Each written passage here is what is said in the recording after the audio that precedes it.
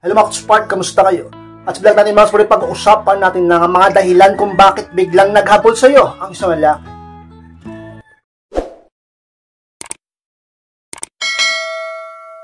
At kung handa na kayong lahat, masarap po tayo. At muli, be inspired!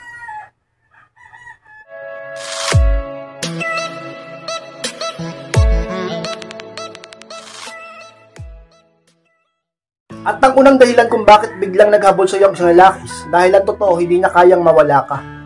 O bumakso niya ng unang dahilan dyan kung bakit ang isang lalaki ay naghahabol sa iyo ngayon, o bumabalik sa iyo ngayon, o nandyan muli sa buhay mo. Sinusuyo ka, at talaga namang kumakatok muli sa pinto ng puso mo. Diba? Ang totoo, hindi niya talaga kayang mawala ka. Ka-inspired, bakit siya ganun nung una? Ano yun? Kung ano-anong sinasabi niya sa akin. Sabi niya, hindi niya raw kailangan sa buhay niya. Minumura niya pa ako. Kung ano-ano pang mga salitang masasakit ang sinabi niya sa akin. Sabi niya, kaya niya raw akong ipagpalit, kaya niya raw humanap ng iba. Hindi raw ako kawalan, ka-inspired. Bakit ngayon nandyan siya muli sa akin, sa buhay ko? Naghahabol siya. Alam niyo mga ka-inspired, kapag ang tao ay galit, kapag ang tao ay mainitang ulo, nagiging emosyonal yan. At hindi nakakapag-isip ng tama. At dahil doon, nakakapagsalita tayo ng mga salita o mga bagay-bagay na hindi natin napag-iisipan, bagay nating pinagsisisihan, at sigurado kung gano'n ang nangyari sa kanya. Galit lang kasi siya noon sa iyo. Meron lang kayong talaga mga hindi pagkakaunawaan. Pero totoo, sa puso niya, mahal ka niya. Hindi naman yan maghahabol sa iyo kung hindi ka na niya mahal, di ba? Hindi naman maghahabol sa iyo yan kung kaya niyang mawala ka. Siguro, mapagmahal siyang lalaki. Hindi naman lahat ng lalaki matatigas. Sa totoo lang, litok lang, hindi lahat ng lalaki masyadong ma-pride. Hindi lahat ng lalaki ay, sabihin nating, kayang labanan ng lungkot.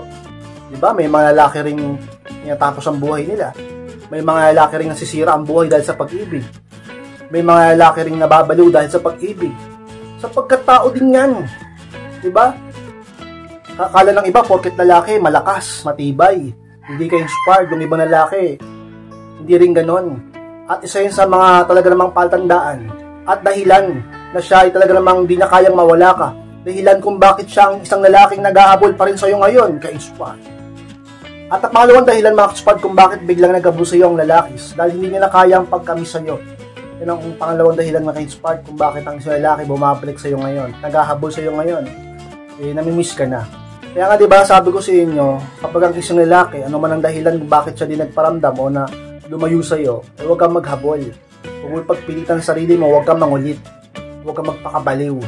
Huwag kang habol ng habol, di ba? Bakit? Kasi mamimiss ka din naman yan. Kayo sport, mamimiss ko din siya Tatagan mo. Para kung ano yung nararamdaman mo, maramdaman din niya.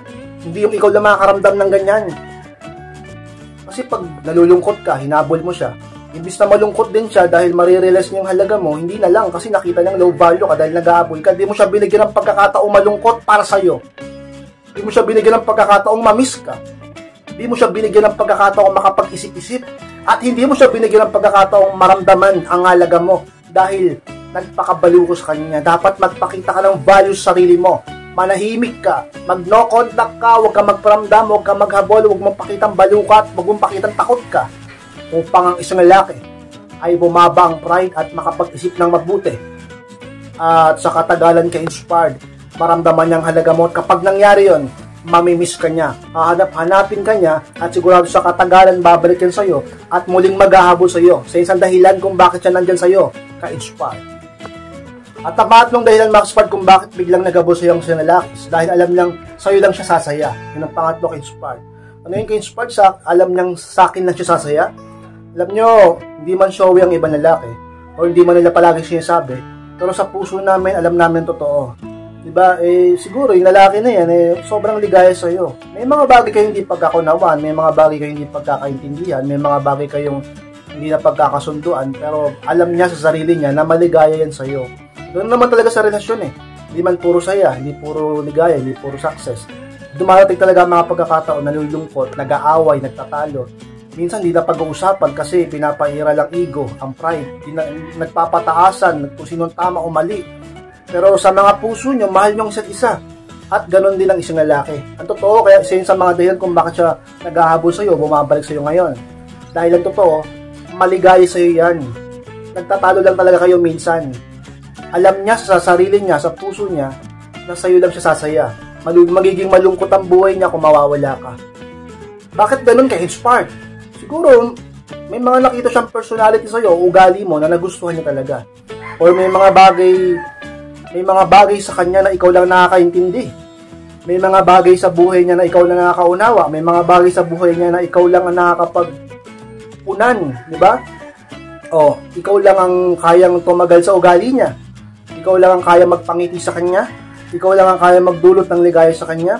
Ikaw lang ang kaya talaga namang magpalakas sa kanya. May mga bagay na sabihin nating dahilan kung bakit nating minamahal ang isang tao. Dahil yung tao na yon, hindi lang natin gusto, hindi lang natin mahal, kundi kailangan pa natin. Isa yun sa pwedeng dahilan kung bakit siya nag-ahabol sa iyo ngayon. Sapagkat ka-inspired. Alam niya, sa isip at puso niya, sa buong pagkatao niya, na sa iyo lang siya sasaya. Ka-inspired. At ang pang-apat na dahilan, mga ka-inspired, kung bakit ang isang lalaki biglang naghabol sa iyo is dahil alam niya na kailangan niyo ang isa't isa. Yan ang pang-apat ka-inspired. Ano yung ka-inspired? Alam niya na kailangan namin ang isa't isa? Oo. Anong ibig sabihin nun?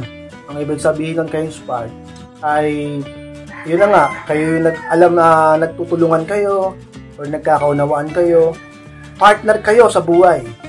Alam nyo, may mga magkakarelasyon na sobrang titibay, may mga magkakarelasyon na sobrang lalakas, sobrang matatagumpay, sobrang compatible sila. Dumarating lang talaga sa mga pagkakataon na hindi sila nagkakaunawaan or may mga bagay silang hindi na pagkakasunduan dahilan kung bakit sila ay naghihiwalay or nagkakalayo. Pero totoo, sa isip at puso nila, alam nila na kailangan nilang isa't isa.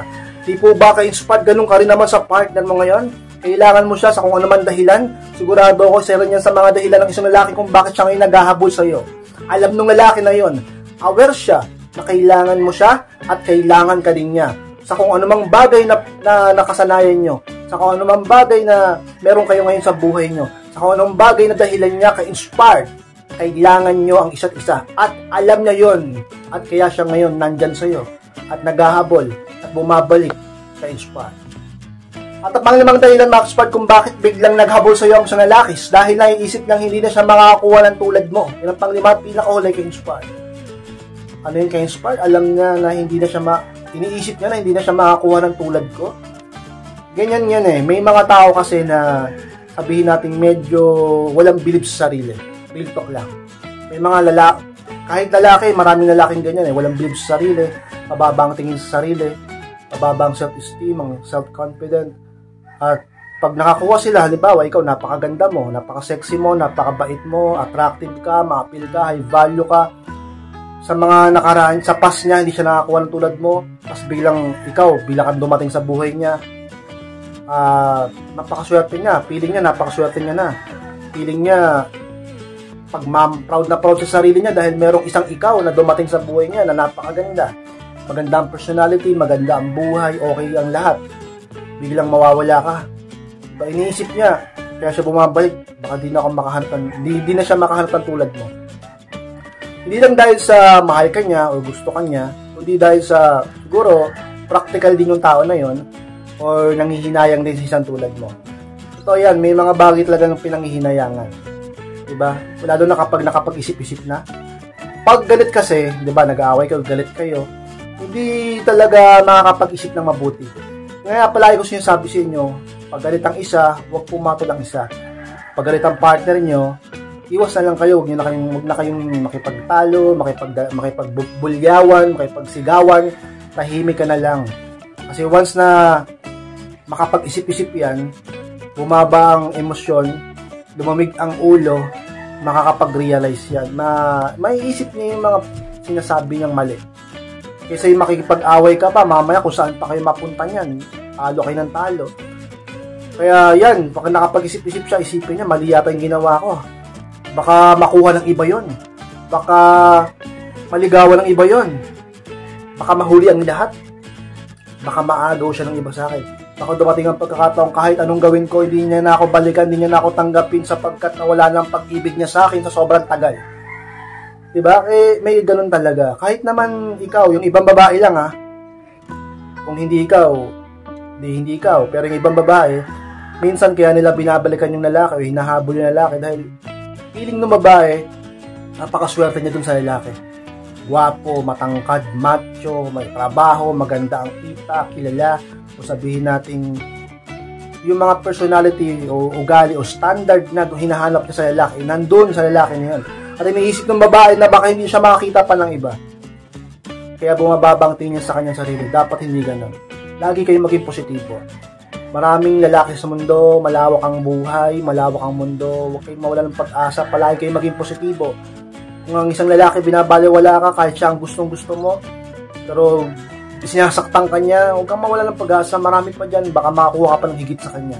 Pero yun nga, may mga lalaki na kaya ka hinahabol ngayon dahil nangihinayang sa'yo. May mga lalaki na kaya ka hinahabol ngayon dahil iniisip niya na baka hindi siya makakuha pa ng tulad mo. Sayang naman. Minsan na nga lang may dumating na ginto sa buhay niya. Minsan na nga lang siya palari na may makarelasyong maganda, sexy, tas mawawala pa. Diba? Since binavalue ka niya. O, pinapahalagahan ka niya.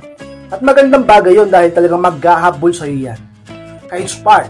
Sa mga talaga namang dahilan, pinakadahilan kung bakit ang isang lalaki ay biglang bumabalik sa'yo, sinusuyo ka, nangungulit na naman muli sa'yo, naghahabol sa'yo, ay dahil iniisip niyang baka hindi niya siya makakuha pa o makatagpo pa o magkaroon pa ng isang tulad mo sa buhay niya, ka-inspire. So mas pala po na maraming salamat maka-inspire sa pagtapos ng vlog nito. Kung kalimutan na mag-like, comment, share na rin po upang makatulong din tayo sa iba. Sa mga hindi pa subscribe, ay pasubscribe na po Max para click nyo na rin po notification bell upang maging updated kayo pag may bago kong upload sa mga gusto magpa-coaching or magpa-advise. Pakimess lang po sa aking Facebook. Ang po yung profile picture ko, FB ko, pakichat lang ako. O mismo magre-reply sa inyo. Maraming salamat Max Spark. Mag-ingat kayong lahat. Mahal ko po kayo. At muli, be inspired!